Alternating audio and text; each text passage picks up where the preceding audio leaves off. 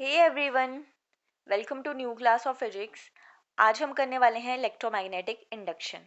Electromagnetic induction एक ऐसा phenomena है जिसके according very magnetic field current को प्रोड्यूस करती है।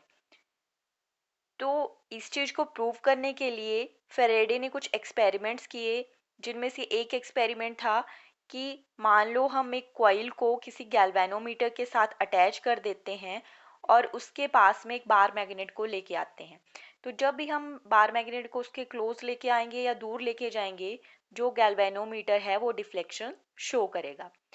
अब इसके अलावा अगर हम क्या करते हैं, इस बार मैग्नेट के जगह एक और कॉइल का यूज़ करें, तब भी जब हम क्या करते हैं, कॉइल को पास लेके आते हैं। मान लो ये प्राइमरी कॉइल है, ये सेकेंडरी कॉइल है। जब सेकेंडरी कॉइल को हम प्राइमरी कॉइल के पास लेके आएंगे या दूर लेके जाएंगे, अगेन गैल्वेनोमीटर क्या करेगा, डिफ्लेक्शन को शो करेगा। बट मान लो अब क्या है, एक और एक्सपेरिमेंट किया जिसमें जो कॉइल्स हैं वो दोनों ही क्या हैं, स्टेशनरी स्टेट में हैं। बट हमने सेकेंडरी कॉइल को एक बैटरी से अटैच कर दिया, और जब भी हम क्या करेंगे, बैटरी का स्विच ऑन करेंगे तो और या ऑफ करेंगे, तो जो गैल्वेनोमीटर है वो अगेन क्या करेगा, डिफ्लेक्शन शो करेगा। कि ये क्या आ गए, फेरेडेज के एक्सपेरिमेंट आ गए। तो इन एक्सपेरिमेंट के बेसिस पे उन्होंने कंक्लूजन निकाला कि जो कॉइल है उसमें ईएमएफ इंड्यूस होगा जब भी क्या होगी, उसकी मैग्नेटिक फ्लक्स चेंज होगी with respect to time.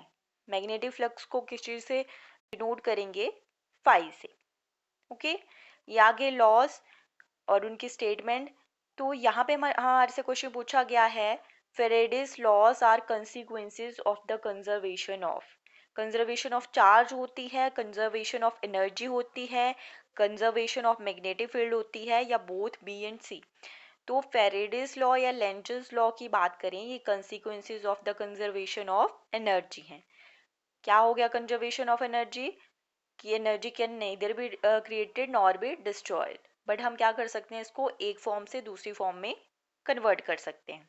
Okay, next question है, two identical coaxial coils P and Q carrying equal amount of current in the same direction are brought near the current in. दो identical coaxial coils हैं। Coaxial coils मतलब जिनकी axis क्या है, common है। P and Q, जिनमें जो amount of current है वो कितना है, इक्वल है दोनों में, और किस डायरेक्शन में है, सेम डायरेक्शन में है। जब उन दोनों को हम क्या करते हैं, उन दोनों कॉइल्स को एक दूसरे के पास लेके आते हैं, तो करंट क्या करेगा, P increases while in Q decreases, या Q increases while in P decreases, both P and Q increases, या फिर both P and Q decreases। तो ये बेस्ड है लेंज लॉ पे। लेंज लॉ की क्या स्टेटमेंट है, लेंज लॉ की स्टेटमेंट आ गई हमारे पास कि जो पोलैरिटी है इंड्यूस्ड ईएमएफ की, वो इस तरह होनी चाहिए कि वो अपोज करे जिस काउज की वजह से वो प्रोड्यूस हुआ है। जो ईएमएफ है, इंड्यूस ईएमएफ कॉइल में कब प्रोड्यूस होता है, तो जब क्या करते हैं, मान लो हम जैसे फेरेडेज का फर्स्ट एक्सपेरिमेंट था जहाँ पे बार मैग्नेट को उसके पास लेके आए, तो उसके के पास लाने की वजह से क्या चीज़ होगी, उसकी जो मैग्नेटिक फील्ड है वो चेंज होगी, जिसकी वजह से उसकी मैग्नेटिक फ्लक्स में भी चेंज आएगा, और मैग्नेटिक फ्लक्स क्या होगी, इंक्रीज होगी। और मैग्नेटिक फ्लक्स अगर इंक्रीज होती है तो वो क्या करती है, मैग्नेटिक फ्लक्स कौन सा काउज प्रोड्यूस करती है, इंड्यूस ईएमएफ को प्रोड्यूस करेगी। ओके, और लेंज लॉ के अकॉर्डिंग जो इंड्यूस ईएमएफ है वो जिस काउज की वजह से प्रोड्यूस होता है, मतलब मैग्नेटिक फ्लक्स की वजह से, उसके अपोजिट होगा। और उसको अपोज करने के लिए ज़रूरी है कि जो करंट है वो डिक्रीज हो, क्योंकि जो मैग्नेटिक फ्लक्स है वो इंक्रीज हो रही है। तो दोनों ही कॉइल्स में करंट क्या करेगा, डिक्रीज करेगा। तो राइट आंसर क्या आ जाएगा, डी। एक बार फिर से समझा देती हूँ, लेंज लॉ की क्या स्टेटमेंट है, लेंज लॉ स्टेट करता है कि इस इंड्यूस ईएमएफ की पोलैरिटी या डायरेक्शन इस तरह से होनी चाहिए कि जिस काउज की वजह से वो प्रोड्यूस हुआ है उस काउज को वो क्या करे, अपोज करे।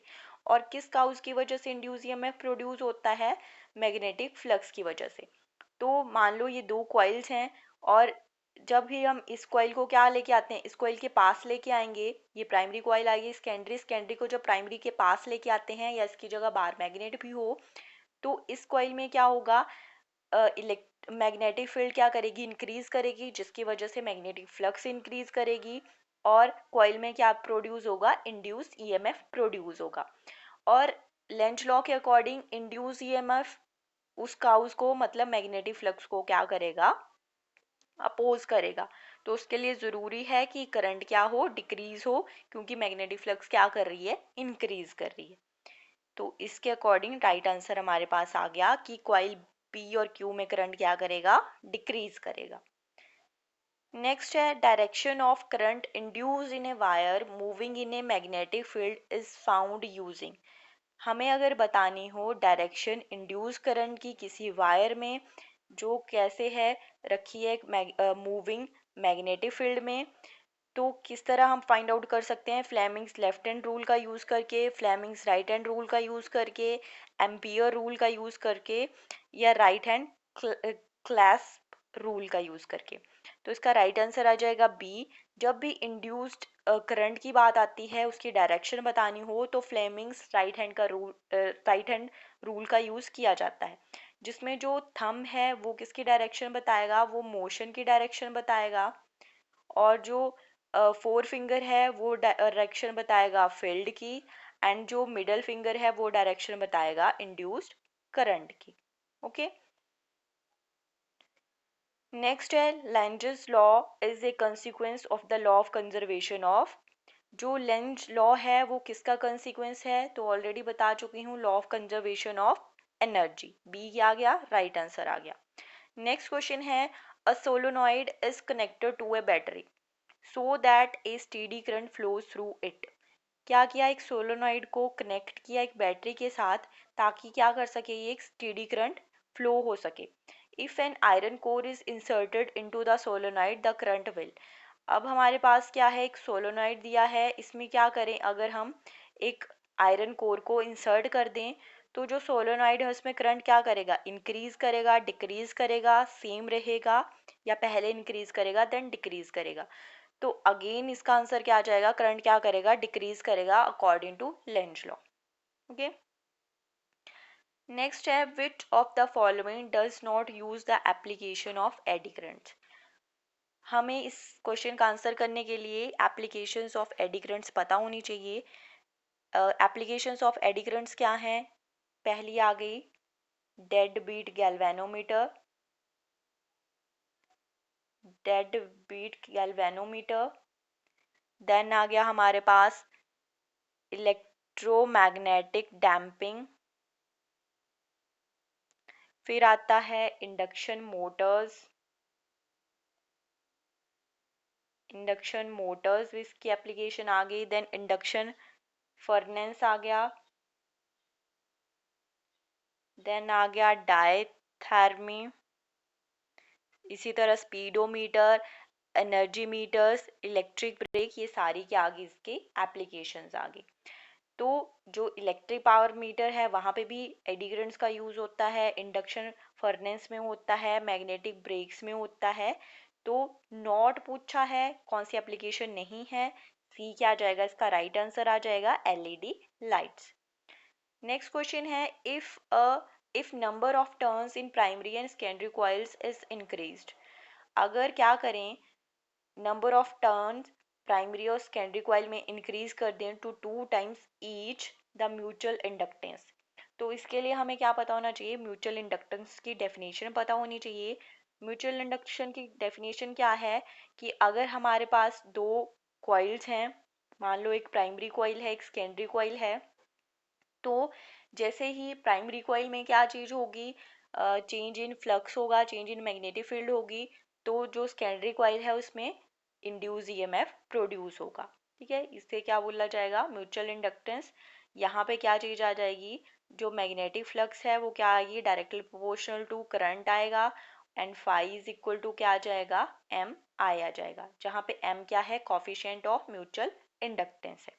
ओके, और बात करें कि किन फैक्टर्स पे डिपेंड करता है, तो m आ जाएगा हमारे पास mu naught n1 n2 a L, जहाँ पे N1 क्या आ जाएगा, number of turns in primary coil, N2 क्या आ जाएंगे, number of turns in secondary coil, A क्या आ जाएगा, एरिया ऑफ क्रॉस सेक्शन, और L क्या आ जाएगी, लेंथ आ जाएगी उन दोनों सोलेनॉइड्स की या कॉइल्स की, जो कितनी होगी, सेम होगी।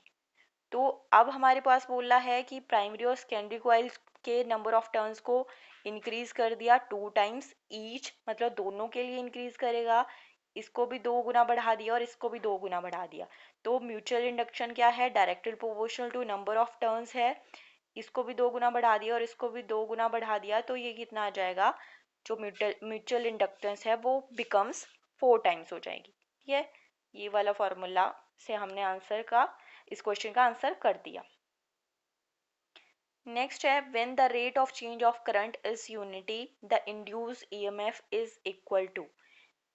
जब हम क्या करें, rate of change of current को यूनिटी कर दें तो इंड्यूस ईएमएफ कितना होना चाहिए, तो इसके लिए हमें डेफिनेशन पता होनी चाहिए सेल्फ इंडक्टेंस की।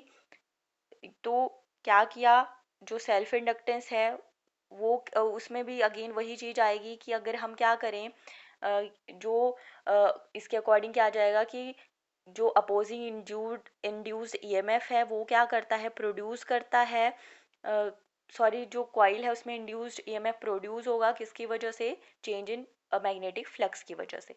ओके, इसमें भी क्या आ जाएगा, phi directly proportional to I और phi is equal to L I, जहाँ पे एल क्या है, कोफिशिएंट ऑफ सेल्फ इंडक्टेंस। और इसका एक और फॉर्मूला आ जाएगा कि जो इंड्यूस्ड ईएमएफ है वो क्या होगा, किसके बराबर होगा, वो होगा rate of change of magnetic flux with respect to time. ठीक है, और किस डायरेक्शन में होगा, अपोजिट डायरेक्शन में, एडी करंट्स की डेफिनेशन है। ठीक है, तो यहाँ पे क्या चीज आ जाएगी, फाई डायरेक्टली प्रोपोर्शनल टू आई है। ओके, या फाई की वैल्यू हमारे पास क्या है, एल आई है। अगर हम क्या कर दें यहाँ पे, फाई की वैल्यू एल आई पुट कर दें, और हमारे पास एल क्या है, कांस्टेंट है, एल बाहर आ गया, D I by D T हमारे पास क्या बोला गया है कि rate of change of current क्या होना चाहिए, यूनिटी होना चाहिए, मतलब इसकी वैल्यू कितनी आ गई, 1 के बराबर आ गई। देन ई किसके बराबर आ गया, ई आ गया हमारे पास इज इक्वल टू एल के बराबर। ओके, तो किसके बराबर आ जाएगा, कॉफिशिएंट ऑफ सेल्फ इंडक्टेंस के बराबर, सी आ गया राइट आंसर। नेक्स्ट है, what is the need for laminating the core of a transformer. जो ट्रांसफार्मर की कोर है उसको लैमिनेट किस लिए किया जाता है, to reduce the resistance in the winding, to reduce the eddy currents, to reduce the hysteresis, या नन ऑफ द अबव। तो इसका राइट आंसर क्या आ जाएगा, to reduce the eddy currents. Next है, what is the angle made by the plane of eddy currents with the plane of magnetic lines of force.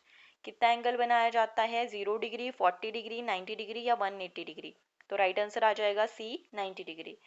जो plane of eddy currents है वो plane of magnetic lines of force के साथ कितना angle बनाता है, 90 degree का, मतलब ये दोनों क्या होंगे, एक दूसरे के परपेंडिकुलर होंगे। नेक्स्ट है, what is the SI unit of magnetic flux, weber, Henry, ampere, या न्यूटन। तो ये क्वेश्चन आपके लिए है, आप इसको आंसर करोगे कमेंट बॉक्स में। That's all for today, thank you for watching and please do subscribe.